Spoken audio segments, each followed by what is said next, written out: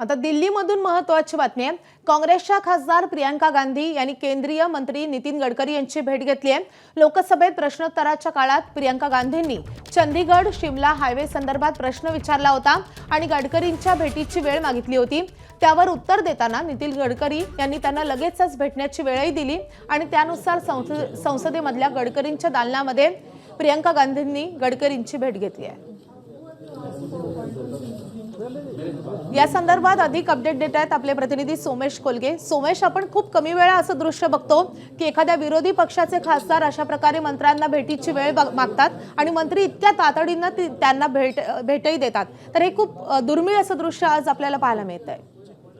नक्कीच नितीन गडकरींच्या संसदेतील दालनामध्ये प्रियंका गांधी वाड्रा यांची आणि नितीन गडकरींची भेट झाली आहे। एका रस्त्याच्या कामासंदर्भात त्यांचा प्रश्न होता। गडकरी आज संसदेत लोकसभेत प्रश्नांना उत्तर देत होते आणि संसदेतल्या प्रश्नांना उत्तर देत असतानाच भेटी संदर्भातला विषय निघाला, तर त्यावरून तातडीने गडकरींनी म्हटलं की तुम्ही या आणि माझी भेट घेऊन तुम्हाला जे आपण लगेच भेटू असं म्हणून संसदेच्या दालनामध्ये गडकरींची आणि प्रियंका गांधी वाड्रा यांची भेट झाली आहे।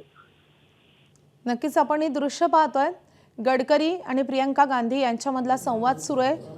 प्रियंका गांधींनी हा प्रश्न गडकरींपर्यंत पोहोचवलाय। सोमेश, धन्यवाद या सगळ्या सविस्तर माहितीसाठी।